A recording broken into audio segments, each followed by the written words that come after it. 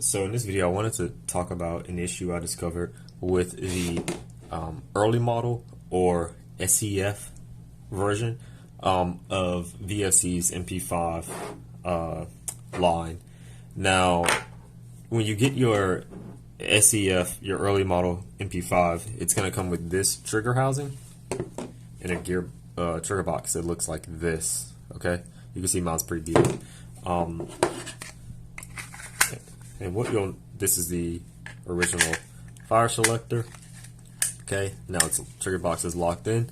Now, what I want you to pay attention to is the amount of lift, how much I can lift the trigger housing. Okay, the trigger box. Excuse me. So look at this. You see that? See how much I can lift that up? You can also see the fire selector moving, and that's because this thing is not held in tight enough. So you can lift it up like this. I don't have any experience with the Navy pistol housing, trigger housing, so I can't say if that's an issue, if this is an issue or not with those, but you can easily check by just sticking your finger in the mag well of the MP5. You know, rack the bolt back, take the mag out, put your finger in there, see if you can lift the trigger box. If you can, the next thing you need to look for is on the bottom of your bolt. Look to see if you have any wear marks on the bottom of your bolt. If you can lift the trigger box and you have wear marks on the bottom of your bolt, that means your bolt and possibly the nozzle is contacting the trigger housing. Okay.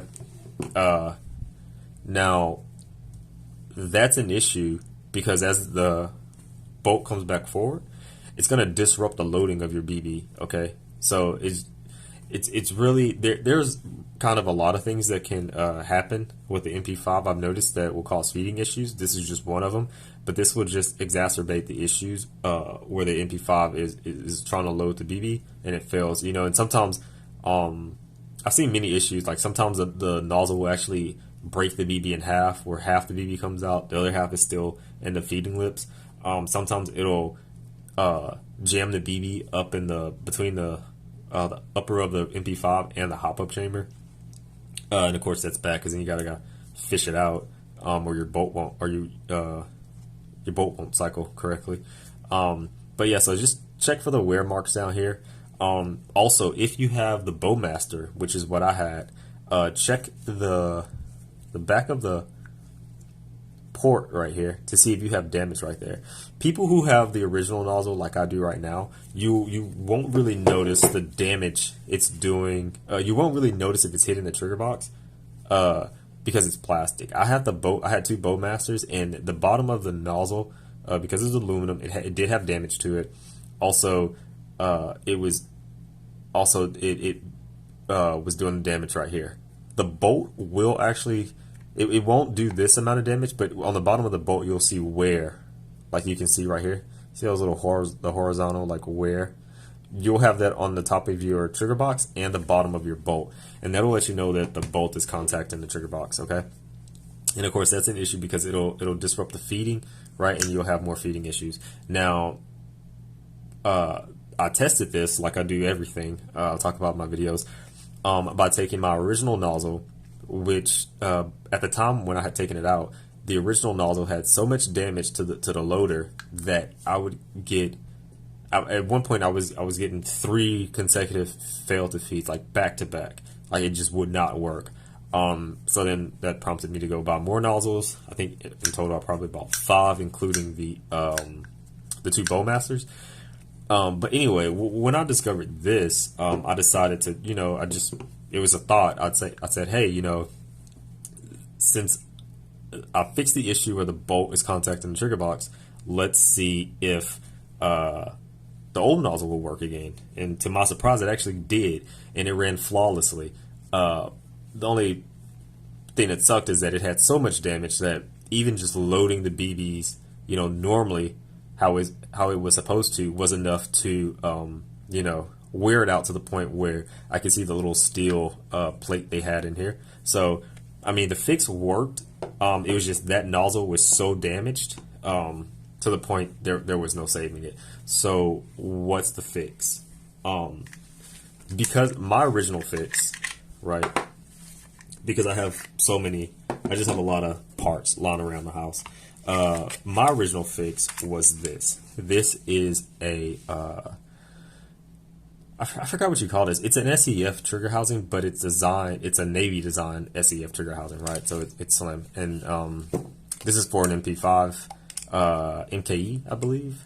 But my original solution, since I was using this anyway, was to drill a hole through the front of the trigger housing and through the trigger box, right? So you can see how those two line up right there. Thread a grub screw in there, right? And that was enough to hold the front of this thing down, and it had zero play whatsoever. Absolutely zero. Okay, so that was my first attempt. That was the first solution I came up with, and it worked pretty good. And I ran it like that for a long time. It just worked, right? And that's what I did all my tests on. Okay, but I realized, hey, not a lot of people are going to have a drill. Not a lot of people are going to have the grub screw, let alone a real MP5 trigger housing, right? To play with, to test with, right? So, but I kind of just left it at that. I didn't really think about it. But then I picked up this. This is a Bowmaster trigger box, right? And I installed it and I ran it, and I was like, hey, I wonder if this thing will have the same issues as the original. And it didn't. And the reason is because this trigger box is slightly taller than the one that came with my MP5. Okay, and that's a good thing, because that means it contacts these little tabs. You can see these little tabs right here.